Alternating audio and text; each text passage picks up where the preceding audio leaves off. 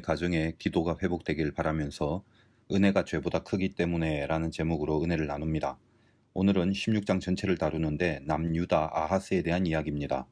15장에서 첫 부분에 아사랴 왕, 즉 우시야 왕이 나오고 제사장의 권한을 침범하는 바람에 문둥병이 걸려서 그 아들 요담이 왕자 시절부터 왕의 자리에서 통치하면서 섭정을 하다가 15장 뒷부분에서 아람 왕 르신과 북이스라엘의 왕 베가가 연합해서 남유다를 공격하는 장면이 나오고 이 공격을 당했던 남유다는 요담과 그의 아들인 아하스가 함께 있던 시기라고 저번에 말씀을 드렸습니다. 이런 복잡한 정황에 큰 관심이 없다는 것은 알지만 혹시 성경을 읽다가 헷갈려갖고 메시지를 놓치면 안 되니까 필요한 사람들 위해서 언급을 해드리고 있는 겁니다. 하여간 이제 16장에 들어서 요담의 아들 아하스가 본격적으로 통치하기 시작하는데 16년간을 통치하는 과정 중에 전혀 선한 것이 없었던 왕이었습니다. 아무리 아하스에게 있어서 뭔가 본받을 만한 좋은 점이 있는가 하고 살펴봐도 완벽하게 악한 것뿐입니다. 보통 이제 남유다 왕들은 그래도 좀 잘한 거나 선한 점들이 약간씩은 있는 게 보통인데 이 아하스는 정말 흠잡을 데 없이 악함만 가지고 있었습니다.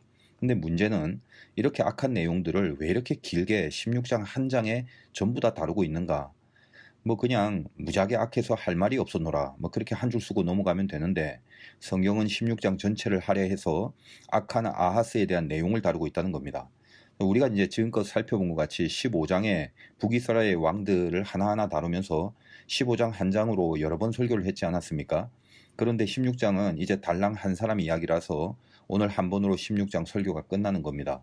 더군다나 남유다 왕에 대해서는 역대기에 더 자세히 다루어지고 있어서 혹시나 역대기에는 이 아하스가 좀 잘한 게 있는가 싶어서 보는데 역대기도 마찬가지로 역대하 28장 전체가 아하스 이야기인데 아무리 살펴봐도 선한 내용은 안 나옵니다. 그래서 오늘 열왕기하 16장을 통해서 이거저거 내용을 분석해 들어가 봐도 악한 내용을 자세히 분석한들 별로 도움도 안 되고 재미도 없을 것 같아 갖고 생략을 할까 하다가 그래도 성경에 표현된 것들이기에 그냥 다 이제 넘어가 버릴 수는 없는지라 최대한 간략하게 본문 내용부터 한번 간추려 보기로 하겠습니다. 일단 이제 2절에 보니까 아하스가 왕이 될 때 나이가 20세라 예루살렘에서 16년간 다스렸으나 그의 조상 다윗과 같지 아니하여 그의 하나님 여호와께서 보시기에 정직히 행하지 아니하고 하나님 보시기에 정직하지 않았다라고 전제를 깔면서 3절에 이스라엘 여러 왕의 길로 행했다. 또 여호와께서 이스라엘 자손 앞에서 쫓아내신 이방 사람의 가증한 일을 따라 자기 아들을 불 가운데로 지나가게 하며 자기 아들을 불 가운데로 지나가게 했답니다. 가끔씩 등장하는 이방 제사들 보면 몰렉이라는 말이 나오는데 자세히 말할 시간은 없고요. 대강 성경 상식을 좀 알아본다면 대표적인 이방 나라 중에 모압하고 암몬이 있죠. 롯의 딸들이 아비와 동침해서 낳은 자식인데 암몬은 몰렉을 섬기고 모압은 그모스를 섬겼습니다. 그러니까 몰렉이나 그모스나 동일한 신이고 이름만 다를 뿐인데 이렇게 소처럼 생긴 머리에 사람 몸을 하고 있어요. 인신 제사로 제의식을 하는데 성경의 레위기 18장 21절에 보면 너는 결단코 자녀를 몰렉에게 주어 불로 통과하게 함으로 네 하나님의 이름을 욕되게 하지 말라. 나는 여호와이니라. 이토록 명백한 말씀이 분명히 적혀져 있는데도 그런데도 그 짓을 하고 있었습니다. 이건 재고의 여지가 없는 거죠. 4절 보니까 또 산당들과 작은 산위와 모든 푸른 나무 아래서 제사를 드리며 분향하였더라. 아주 그냥 동네방네 휘젓고 다니면서 우상 숭배를 하고 있었던 그런 왕이었습니다. 그러니까 당연히 하나님의 심판이 있었겠죠.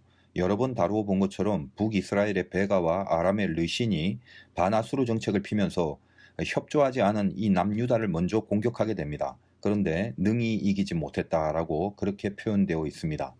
자, 여기서 우리가 역대하의 이 사건에 대한 기록을 좀 살펴볼 필요가 있는데 역대하 28장을 찾아보도록 하겠습니다. 성경을 이제 이곳저곳 찾으면 못 찾는 사람도 많으니까 시간이 많이 걸리죠. 그냥 제가 다 그냥 알아서 읽어버리고 그러면 제일 편한데 그렇게 해도 될 부분이 있고 또 반드시 찾아봐야 될 부분도 있으니까 좀 번거로워도 열심히 한번 찾아봅시다. 찾기도 쉬워요. 열왕기하 다음이 역대상, 그 다음이 이제 역대하. 지금까지도 신약 성경에서 두리번거리는 사람들은 그냥 들으시면 됩니다. 자, 이제 역대하 28장 1절에서 4절까지는 열왕기하 내용과 다를 바 없고요. 자, 4절 보니까 28장 4절에 산당과 작은 산 모든 푸른 나무 아래서 제사를 드리며 분향하니라. 여기까지 똑같죠. 자, 근데 이제 북왕국가 아람이 공격을 했지만 열왕기하에 보면 능히 이기지 못했다라고 표현하고 있는 그 본문과 과연 동일한지 한번 볼게요. 역대하 28장 이제 5절부터 보겠습니다. 자, 그러므로 그의 하나님 여호와께서 그를 아람 왕의 손에 넘기시고 그들이 쳐서 심히 많은 무리를 사로잡아 다메섹으로 갔으며 또 이스라엘 왕의 손에 넘기심에 그가 쳐서 크게 살육하였다. 크게 살육했답니다. 남유다가 크게 살육당한 거예요. 이는 그의 조상들의 하나님 여호와를 버렸음이라. 르말랴의 아들 베가가 유다에서 하루 동안에 용사 12만 명을 죽였고, 그러니까 남유다 사람 중에 12만 명이 죽었어요. 에브라임의 용사 시그리는 왕의 아들 마세야와 국내 대신 아스라감과 총리 대신 엘가나를 죽였다. 뭐 이렇게 남유다가 많이 죽었답니다. 8절 보니까 이스라엘 자손이 그들의 형제 중에서 그들의 아내와 자녀를 합하여 20만 명을 사로잡아갖고 그들의 재물을 많이 노력하여 사마리아로 가져가니. 자, 이거 대강 한번 보니까 이 정도만 해도 이게 능히 이기지 못한 겁니까?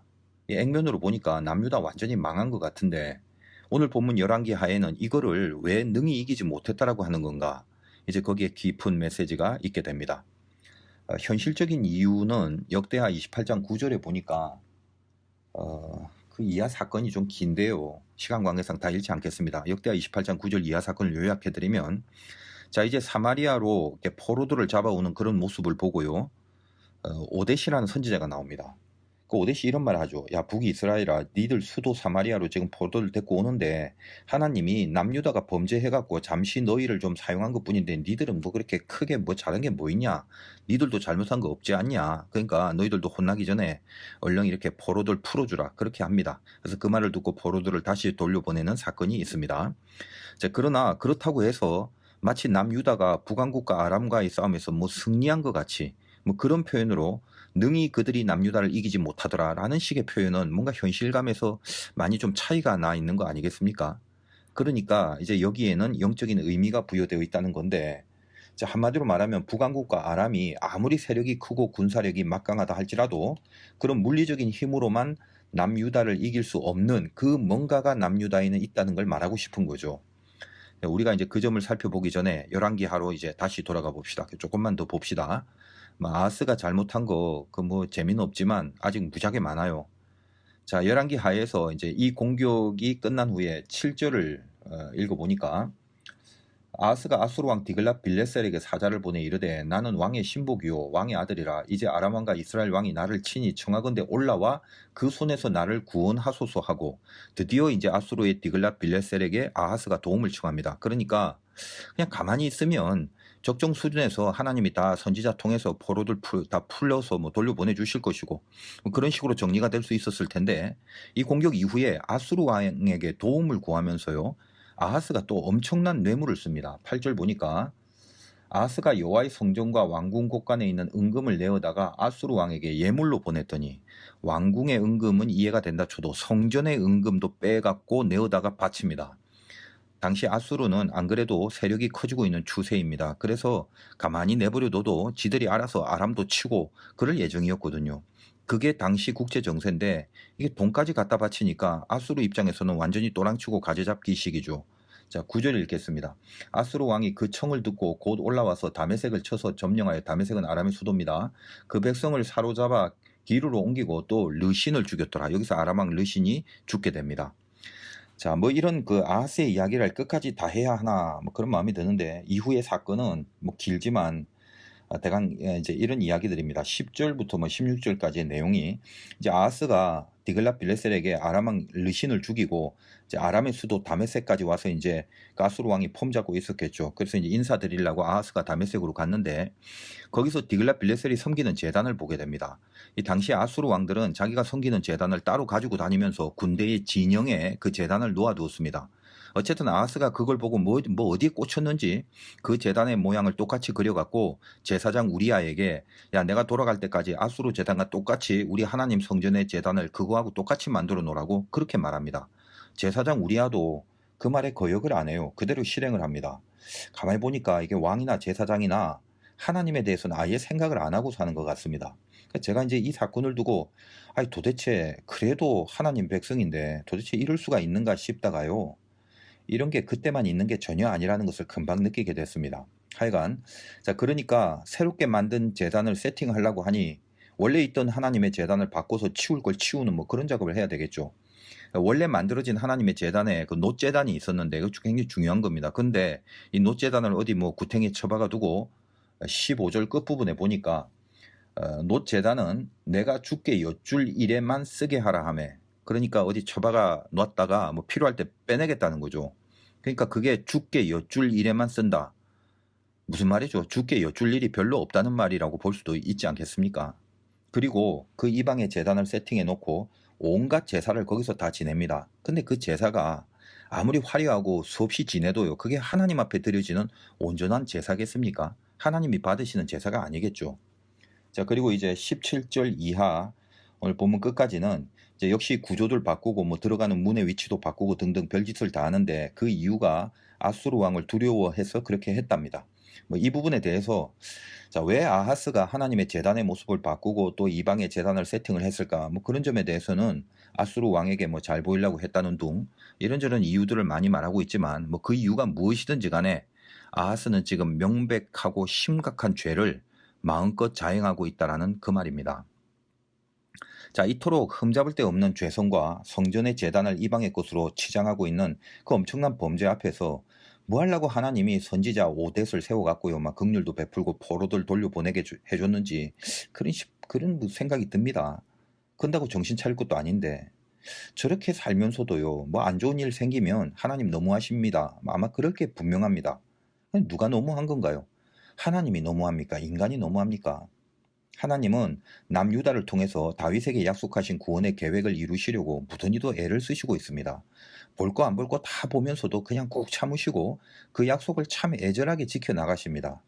제가 그 인간이 아니라 천사였으면요, 하나님이 옆에 서갖고 하나님 그냥 약속이고 뭐고 다 버리세요. 저들은 약속을 이루어 주실 수준이 안 되는 족속입니다. 아마 그렇게 조언을 했을 것 같아요. 근데 제가 천사가 아니라 이제 저도 똑같은 죄인이고 인간이다 보니까 그 약속 철회하면 그냥 끝나버리는 겁니다.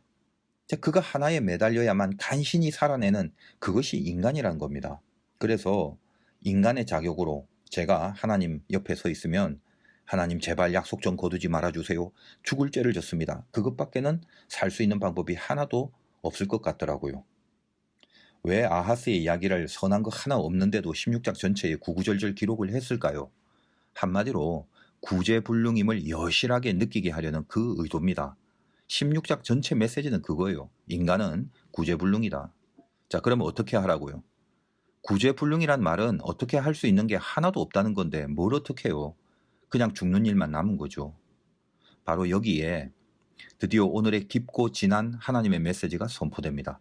오늘 말씀 제목이 은혜가 죄보다 크기 때문에 라고 했는데 제가 열왕기하 15장 어간을 설교하면서요, 이스라엘 왕 베가와 아람의 르신이 연합 공격을 할 즈음에 이사야를 통해서 하나님이 아하스에게 말씀하시는 부분을 전했습니다.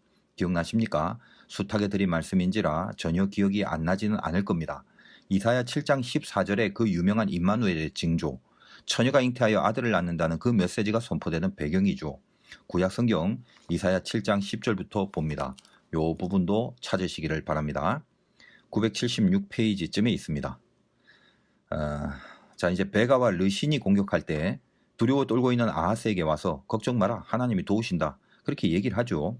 그리고 믿지 못하는 아하스에게 징조를 구하라 합니다. 그때 아하스가 뭐라고 하죠? 이사야 7장 12절, 아하스가 이르되 나는 구하지 아니하겠나이다, 나는 여호와를 시험하지 아니하겠나이다 한지라.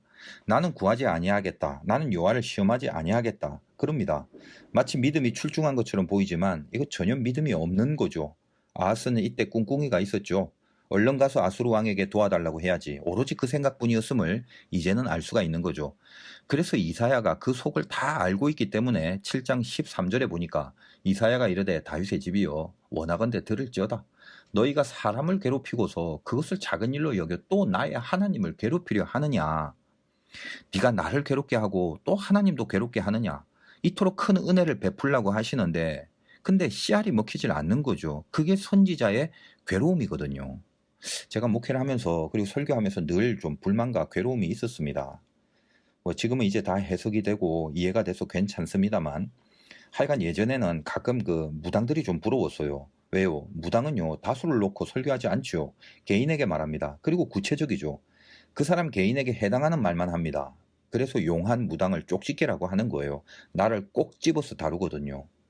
제가 고등학교 때 예수를 갑자기 믿고 그 믿음의 성숙이 상당히 빠르게 진행되는 시간이 있었습니다. 기도를 해도 냉바닥에 무릎을 꿇고 1시간을 1분처럼 기도했던 적이 있었어요. 그래도 이제 참 다행인 것이 돌아보면 하나님이 잘 인도해 주셔서 그 죄를 버리는 영성에 집중하고 자기 부인과 자기 죽음의 도를 목적으로 신앙생활을 하게 하시는 그런 인도하심이 있었습니다. 그래서 저는 그 애초부터 기복신앙의 경지를 일찍 벗어나는 과정을 거치게 됐습니다. 믿음의 영역에서 늘 십자가와 부활이 함께 있는 진리지 않습니까? 어떤 부분에서 자기를 확 죽여버리면 십자가가 되면요, 다른 부분에서 영이 살아나는 그런 부활적인 그런 원리가 있습니다. 그래서 이제 지금부터는요, 그냥 구체적으로 자기한테 적용시키시는 마시고 제가 어떤 메시지를 위해서 그냥 드리는 예니까 그냥 원리적인 면에서만 이해를 좀 해주시길 바랍니다.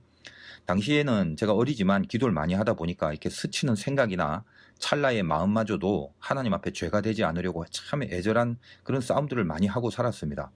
자, 그러다 보니까 뭐 금식도 하고 철야 기도는 거의 매주 안 빠지고 하는 편이었어요. 어느 날 이제 기도원에서 철야 기도를 하다가 기도하러 오신 몇 분들하고 동그랗게 모여 앉아갖고 서로를 위해서 기도를 해주는 그런 시간을 가지는데, 뭐 거기서 가장 나이가 어린 사람은 저였고 뭐 다들 어른들이셨죠. 제 옆 사람을 이제 위해서 기도를 간절히 하는데 그 사람의 죄가 이렇게 보이는 거예요. 구체적으로 언제 어떤 걸 했는지가 선명하게 보이길래 속으로 이게 뭐지 하면서 기도 끝나고 그분에게 그냥 말을 해버렸어요. 전혀 아무 생각 없이 한 거죠. 근데 막 얼굴이 달아오르고 뭐 엄청나게 인상 찌푸리더니 무슨 뭐 욕 같은 걸 하고 그냥 나가버리는 겁니다. 그 어린 제가 무슨 상황인지 모르고 한동안 당황했어요. 제가 예수를 처음 믿고 예수 안에서 나의 죽일 것을 죽이는 작업을 하다 보니까 다른 한쪽에서는 영이 민감하게 살아나게 된 거죠. 제가 그때 이후에 이 성경에 구체적으로 적혀 있지는 않지만 하나님이 주시는 은사라는 것은 어느 한편을 완전히 죽이면 임하는 것임을 그때 알게 됐습니다. 그런데 이 말이 뭐 신기한 말이 아니에요. 그리고 뭐 신비주의 같이 여길 것도 없어요. 성령의 열매에 대해서 제가 도시락에서도 언급했던 기억이 있는데, 성령의 9가지 열매는 모두가 하나님의 성품에 대한 은사고, 그거는 자기 어떤 부분을 죽이는 대가를 치르지 않고는 얻을 수 없는 것들이라고 말씀드렸지 않습니까? 사랑을 얻으려면 미움을 죽여야 하고, 희락을 얻으려면 뭐 슬픔과 절망을 죽여야 되고, 또 온유를 얻으려면 성질이나 분노를 죽여야 하고, 그렇지 않습니까? 하여간 이제 그때는 너무 어리고 또 신앙생활 초창기라서 아무것도 모르고 절제와 통제가 뭔지도 모를 때였죠. 저는 재단에서 말씀을 이렇게 선포하는 것이 참 중요한 의미가 있다고 봅니다. 무당처럼 한 사람을 구체적으로 말하는 것이 아니라 좀 추상적인 부분이 있을지는 몰라도 말씀을 통해서 대중에게 선포된 모든 메시지는 인간이 말하는 것이 아니라, 그래서 구체성이 중요한 게 아니라 그 메시지를 통해서 성령이 개입하시고 성령이 움직이게 해주신다는 점입니다. 그래서 인격과 균형과 또 과정과 질서가 동반되는 은혜가 된다는 점입니다. 그러니까 예를 들면 애굽에서 돌이키세요. 만약에 그렇게 선포를 하면 한 사람 한 사람이 자기가 발을 딛고 있는 애굽이 구체적으로 뭔지 그 다 다르잖아요. 한 사람에게만 말한다면 애굽에서 돌이키세요라고 안 하고 구체적으로 그 사람의 그 애굽의 내용들이 뭔지를 지적해 버릴 수가 있는 것 아니겠습니까? 그런데 아까 말씀드린 것처럼 그게 절대로 좋은 게 아니란 걸 나중에 깨달았다는 겁니다. 지적 자체만으로는 메시지가 되지 않아요. 은혜가 되지 않습니다. 성령이 역사를 해서 그 지적을 은혜로 받아들이게 만들고 깨달아서 순종으로 나아가게 하는 그 마음을 성령이 주셔야 하는 것, 그것이 참된 메시지라는 거죠. 제가 목회를 하고 설교를 하면서 이제껏 깨달은 것이 아무리 기가 막힌 말씀을 전해도 씨알이 안 먹히는 경우가 있다는 거거든요. 반면에 영적인 옥들은 땅이 민감해서 무조건 갈아엎는 작업을 합니다. 자기한테 해당이 안 되는 경우인데도 말씀에 찔려 하고요. 마치 자기가 그 죄성에 빠져 있는 듯이 고민하고 눈물 흘리고 그래요. 정작 그 사람은 그 말씀 안 들어도 될 사람인데 그 말씀에 민감하게 은혜를 받거든요. 이게 참 얼마나 귀한지 모릅니다. 그게 뭐 맞냐 틀리냐가 중요한 게 아니라 그 마음의 중심을 하나님이 아시니까 얼마나 사랑하시겠습니까? 무릇 있는 자들은 받아서 더 풍족하게 된다고 하잖아요. 자, 그런데 정작 듣고 바뀌어야 될 사람은요, 반응을 안 하는 거죠. 성령이 들어오지 못하게 막아버리는 겁니다. 두 종류가 있어요. 아예 깨닫지 못한 사람이 있어요. 첫 번째는. 나한테 하는 말이 아니라고 여깁니다. 그냥 아주 구조가 그렇게 세팅이 되어 있습니다. 애굽을 떠나라 그러면요, 자기의 애굽이 뭔지를 몰라요. 자기는 가나안에 있는 줄 알고 살고 있습니다. 귀로만 듣죠. 참 힘듭니다. 언젠가 성령이 때를 따라 돕는 은혜가 있기만을 기도할 뿐입니다. 그리고 또 하나는 어떤 종류냐, 자기에게 온 지적임을 깨닫긴 합니다. 그런데 고집을 피워요. 거부합니다. 자기 애굽이 뭔지를 분명히 느낌을 받았는데 속에서 그냥 거부하거나 덮어버립니다. 그러니까 이 둘 중에 뭐가 더 나쁜지는 모르겠어요. 그러나 둘 다 성령이 역사를 하지 못하게 하는 거죠. 때를 따라 돕는 은혜, 그거를 기도할 뿐입니다. 예전에는요, 그냥 그런 사람은 불러서 그냥 문 잠그고 그냥 다 신상을 털어버리고 싶었던 적도 있었어요. 그러나 선지자와 무당이 똑같으면 안 되겠죠. 성령이 주인이십니다. 성령의 역사에 대한 이해를 하고 나서는 모든 메시지조차 성령을 의지하는 마음으로 전하게 됩니다. 그게 맞는 거거든요. 성경에도 있듯이 모세와 선지자의 말씀으로 변화되지 않는 자들은요, 죽은 자가 살아나서 전해도 먹히질 않는다고 그랬죠. 아하스, 참 안 먹히는 종자죠. 선지자를 괴롭게 합니다. 아하스는 아까 말씀드린 그 첫 번째 케이스죠. 아예 깨닫지 못해요. 자기가 잘하는 줄 알고 삽니다. 구제불능 아닙니까? 속으로요, 지금 맞아 아하스는 참 구제불능이야. 징조를 구하라고 친히 하나님의 말씀을 하시는데 아수로 의지하면서 징조조차 구하지 않겠다고 하다니 어쩌려고 저렇게 살고 있나 싶죠? 저는 오늘 아하스를 씹으려고 설교하는 거 아닙니다. 그 아하스가 저와 여러분이기 때문에 이 말씀을 전하는 겁니다. 하늘이 무너져도 솟아날 구멍이 있다는 말을 저는 안 믿습니다. 하늘 무너지면 다 끝나는 거예요. 행여나 요행 바라지 마세요. 그럼 어쩌라고? 다시 말씀드립니다. 명심하세요. 구제불능은 어쩌라고 하는 말을 하지 못합니다. 뭘 어째요? 죽는 것밖에 없는데. 그러니까 어쩌지 마세요. 그게 구제불능입니다. 딱 하나는 있지요. 그거는 우리가 알고 있었던 게 아닙니다. 그건 나중에 알게 된 것뿐입니다. 우리가 불능이기 때문에 하나님만이 가능하게 해주시는 한 가지 방법을 주신 겁니다. 그건 우리가 몰랐던 거예요. 우리가 몰랐던 것뿐만 아니라 천사들도 알고 싶어 했던 그거라고 성경에 적혀져 있죠. 나중에 다 알게 된 거예요. 뭐죠? 예수. 오직 예수뿐입니다.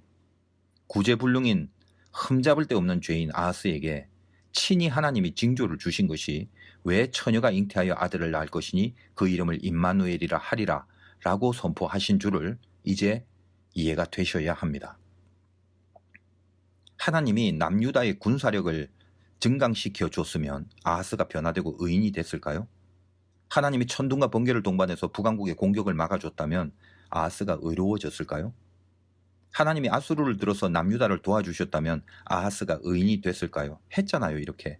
나중에 나오지만 아수르가 아하스에게 뇌물 먹고 도와준 다음에 어떻게 됐어요? 아하스가 의인이 됐습니까? 아니죠. 남유다는 완전히 아수르의 속국이 돼서 완전히 속국처럼 전락돼 버려서 굴욕과 모멸 속에 살았죠. 차라리 북이스라엘에게 그렇게 당했으면 더 나았을 뻔했습니다. 이 현실의 위기 가운데 두려워 떨고 있는 아하스에게 왜 동정녀 탄생의 징조, 즉 예수를 친히 그 징조로 주셨는지 그 하나님의 깊은 심정을 느낄 수 있다면 오늘 메시지는 전해진 겁니다. 동정녀 탄생이라는 사건 자체가 인과율을 벗어난 거죠. 어떻게 동정녀가 가능합니까? 원인이 없어요. 그런데 결과가 있어요.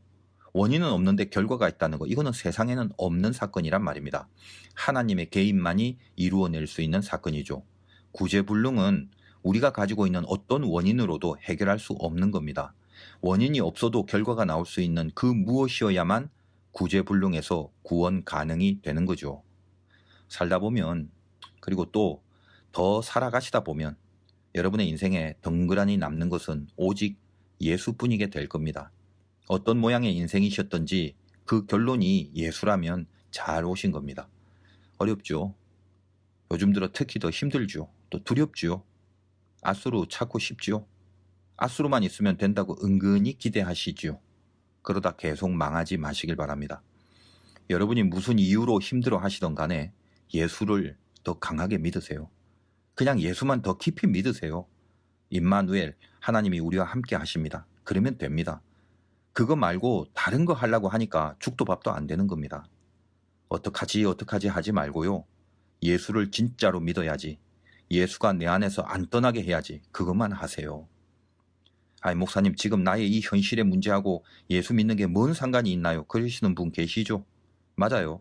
여러분들하고는 상관없어요. 그러나 예수를 믿으면 하나님이 상관을 하십니다. 그 하나님이 여러분들을 살게 하실 겁니다. 승리하시고 예수 믿으시기를 주님의 이름으로 축원드립니다. 잠깐 기도하겠습니다. 하나님, 힘들고 어려운 거 맨날 말합니다. 근데 그게 인생인데 어떻게 합니까? 거기서 우리에게는 방법이 없습니다. 방법이 없다는 걸 깨닫는 게 그게 은혜입니다. 이제부터는 예수 믿는 인생만이 남아있다라고 생각할 수 있기 때문입니다. 주님, 오늘 기도하는 각 가정에 모든 우리 가족들 예수 믿는 인생 살게 해주시길 원합니다. 예수 믿는 것으로부터 하나님의 그 임마누엘이 경험되는 그 위대하고 신비하고 그 기쁘고 그 진한 그 간증들이 우리 모두에게 생겨지길 원합니다. 어려울 때일수록 더 깊은 예수 믿는 믿음 출중하게 하여 주시옵소서. 예수님의 이름으로 간절히 기도드리옵나이다. 아멘. 이제 가정의 형편에 따라 각자들 기도하시고 정리하시기 바랍니다.